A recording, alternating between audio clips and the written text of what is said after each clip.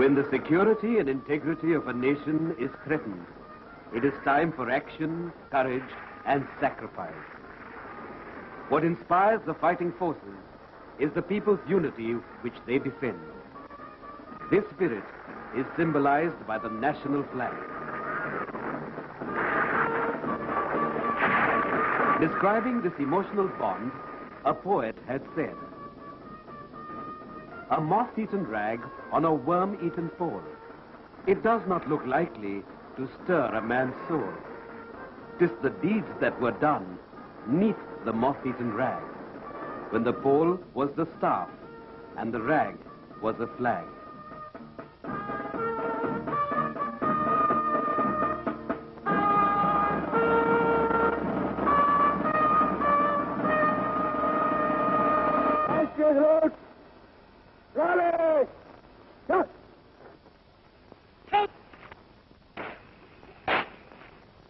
The beginning of civilization depended on the use of symbols.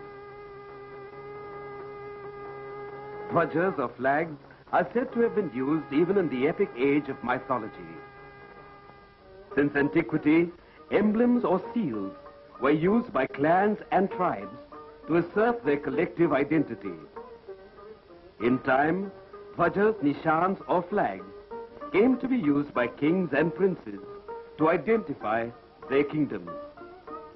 The Guptas, the great Mauryan Emperor Ashok, the Cholas, the Pandyas, the Chalukyas, the Rajputs, and the Mughals. In medieval India, flags had already been in common use for many centuries.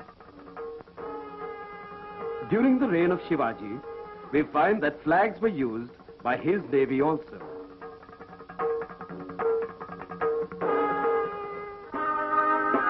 In the 17th century, the British brought the Union Jack, which was to fly over India for nearly 2 centuries. In 1857, the people of many kingdoms brought their flags together to fight India's first war of independence. The national awakening after 1857 led to the birth of the freedom movement. Even though the Indian National Congress came into being in 1885, it had no flag. Most records indicate that the first attempt to create a national flag was at Pasi Bagan Square in Calcutta in 1906. A red, yellow, and green flag. It is said that the flag had 8 lotuses, the sun and the moon, with Vande Mataram written across the middle strip. In 1907, Bhikaiji Cama and her revolutionary compatriots in exile unfurled a flag with similar colors at the World Socialist Congress in Stuttgart, Germany. However, this flag was never used in India. When the Home Rule League was active under Tilak and Annie Besant, she designed this flag of red and green stripes with the Union Jack, Saptarishi, and crescent moon. The Union Jack is shown on the flag because at that time, Indian leaders still thought of a free India as part of the British Commonwealth. The flag was hoisted during the 1917 Congress in Calcutta under the presidentship of Annie Besant. The inclusion of the Union Jack was unacceptable to a majority of the people, and the flag was never used again. At the end of the First World War, when the Khilafat movement began, Gandhiji supported it wholeheartedly by launching India's first non-cooperation movement. Flags were prominent in support of the Turkish Khalifa of Islam. In 1921, when the All India Congress Committee met at Bezvada, P. Venkaiah, a young man from Andhra, designed a flag and showed it to Gandhiji.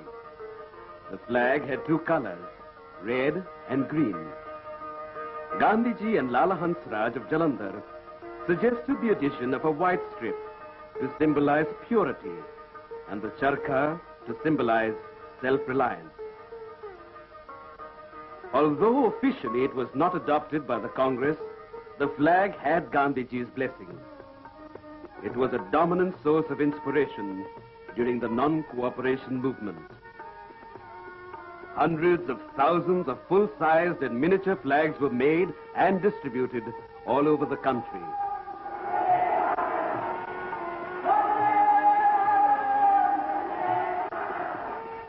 The British authorities were alarmed at the immense popularity of this flag, which stood for freedom. The Secretary of State asked for daily reports pertaining to flag hoisting.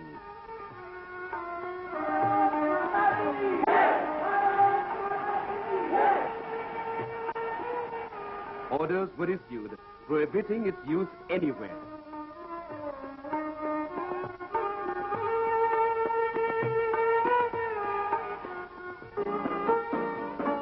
When the use of the flag was forbidden in Nagpur, it was decided to launch a flag satyagraha. To assert the people's rights to carry the symbol of their aspirations, Jamnalal Bajaj led a flag satyagraha in Nagpur. Volunteers from all over India came to support the movement.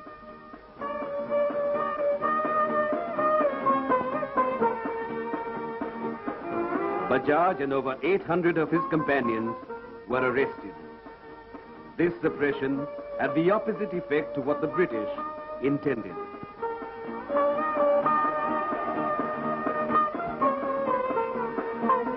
A National Flag Day was declared for the 18th of July, 1923.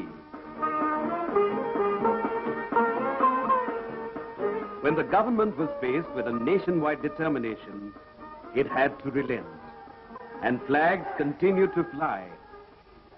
Every Congress session began with a salutation to the flag.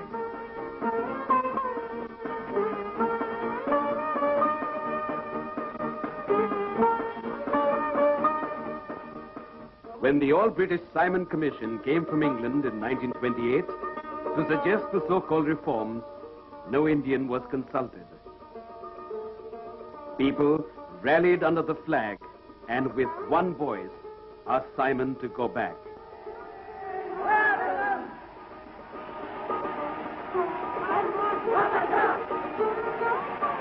The patriots suffered beatings, arrests and torture, but kept the flag flying.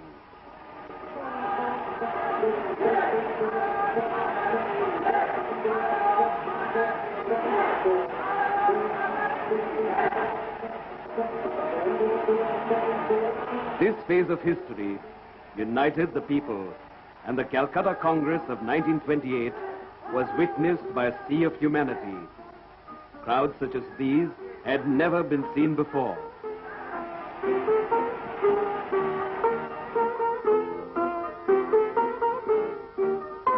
The 1929 Congress met on the banks of the Ravi in Lahore. On the 29th of December, Jawaharlal Nehru unfurled the national flag and gave a call for Purna Swaraj, complete independence. He asked every Indian to observe the 26th of January 1930 as Independence Day. On that day, people all over the country unfurled the flag and took a pledge to fight for freedom.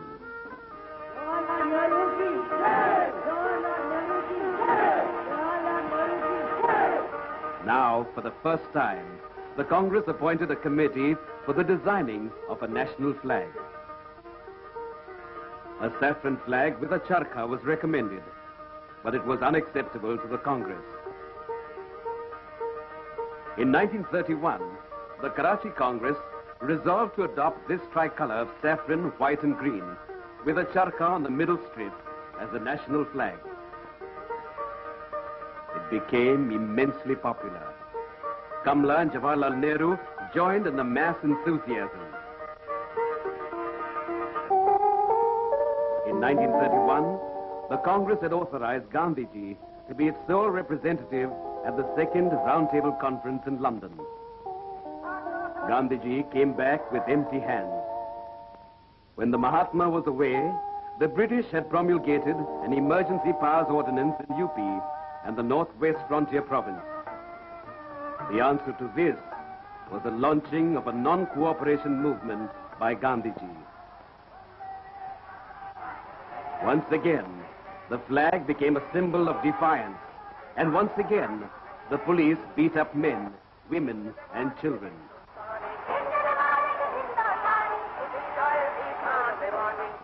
66,000 people were arrested, among them 5,000 women and children.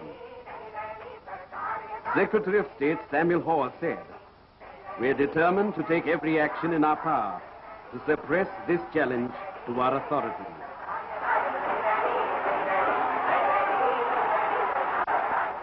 But whenever the flag was pulled down, it was bravely hoisted again.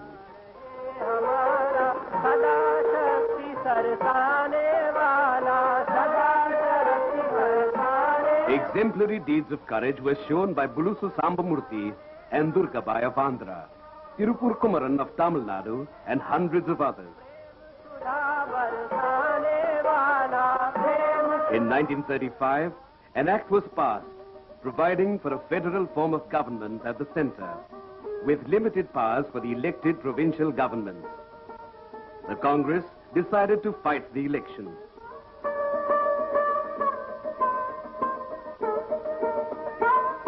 When the Congress assumed office in 7 provinces, its flag flew from every housetop. For the first time, hoisting of the tricolor on municipal buildings was not considered a crime. With Sardar Patel's intervention, the Maharaja of Mysore allowed the hoisting of the national flag in the state. The 1938 Congress at Haripura in Gujarat, 51 bullock carts bedecked with flags symbolized the 51st Congress. The Congress session began with the unfurling of the flag by President Subhash Chandra Bose.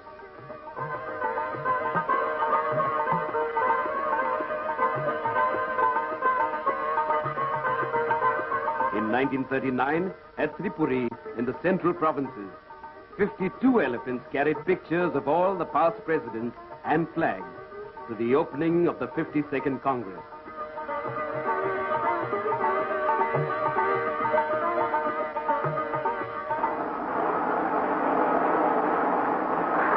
When the Second World War broke out, the British dragged India into the war without consulting her elected provincial ministries. The Congress ministries resigned in protest. Gandhiji declared that India will support the Allies in the fight against fascism only as a free and equal partner. This was not agreed to. Sir Stafford Cripps came to negotiate with Indian leaders for a political settlement. The negotiations broke down. On the 8th of August 1942, the Congress asked the British to quit India. All national leaders were imprisoned.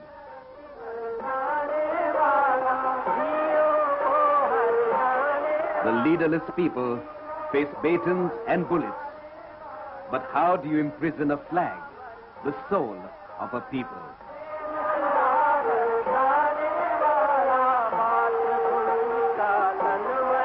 Flying of the flag was made a crime, inviting 2 years' imprisonment. The people defied the orders and organized peaceful flag-hoisting demonstrations.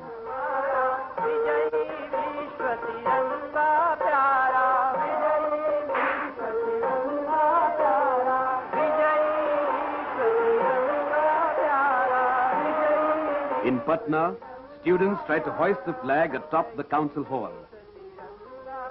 7 were shot dead.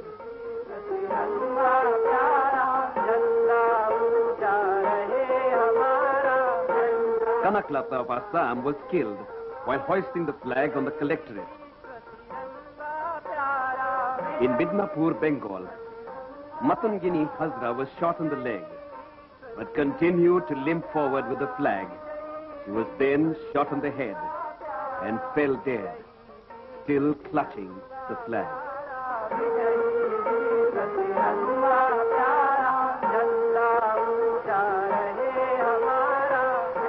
1943, the Indian National Army, led by Netaji Subhash Chandra Bose, adopted this flag as India's national flag. They occupied Maurang Kangla in Manipur and hoisted the national flag. In the same year, Netaji Subhash Chandra Bose visited the cellular jail in the Andaman and Nicobar Islands. He hoisted the flag of Free India at Port Blair.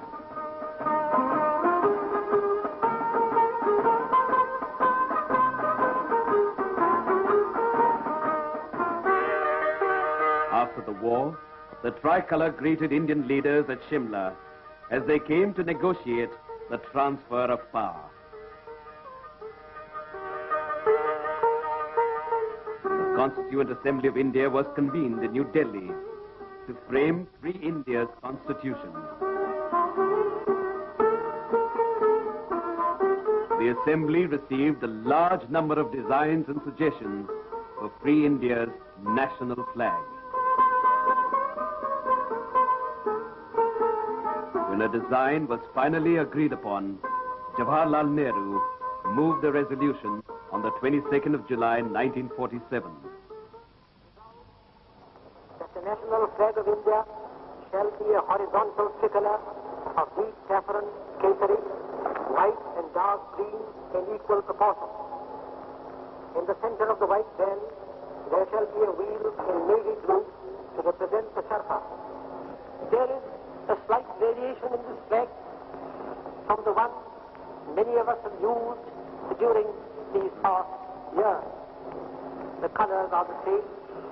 In the white, there was the symbol of the charkha, which symbolized the common man in India, which symbolized the masses, the people, which symbolized their industry, which came to us from the message which Mahatma Gandhi had delivered to the country.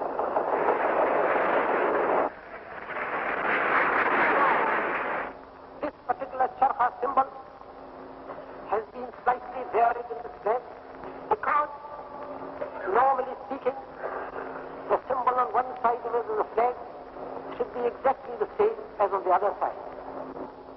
The design of the wheel shall be that of the wheel chakra which appears on the basement of the statue of Ashoka.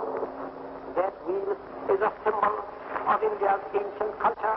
It's a symbol of many things that India has stood for.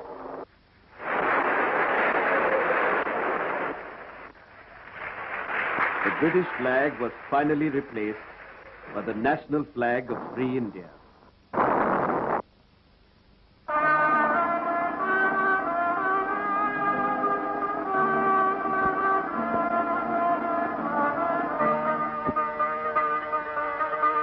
At the United Nations headquarters at Lake Success, the Indian tricolour found its rightful place in the Committee of Free Nations.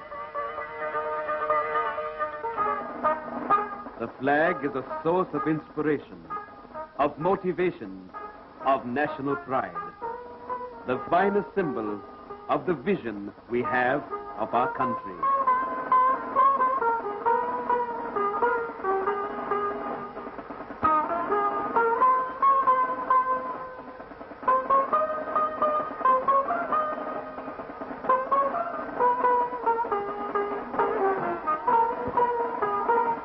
Words of Dr. Radhakrishnan.